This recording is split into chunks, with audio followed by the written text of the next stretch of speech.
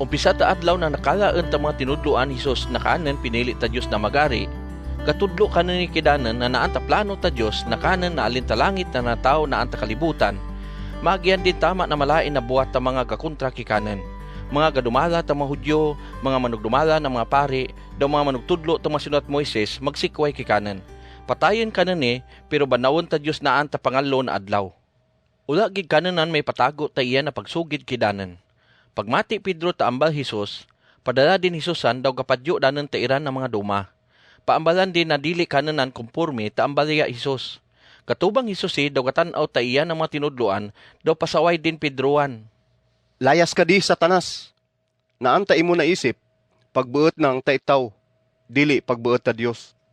Pamo Hesus na marani tama na mga itaw na naandya, daw iyaman ng mga tinudloan daw ambal din.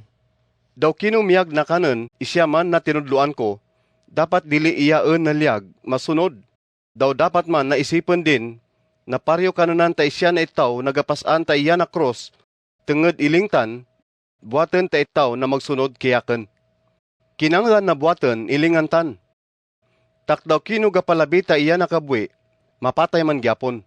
Pero, bisan kino na mag-alad ta iya na kabwe, tenged kiyaken, daw ta pagsugid ta miyad na balita, maangken din kabwe na ula katapusan. Daw maitaw na maangken din tanan na manggad na anta kalibutan ni, pero dili din malikawan silot na ula katapusan na anta impyerno. Ula man gyapon pulos tanan na naangken din. Ula gid butang na pwede iatag agad balyo ta kabwe na ula katapusan.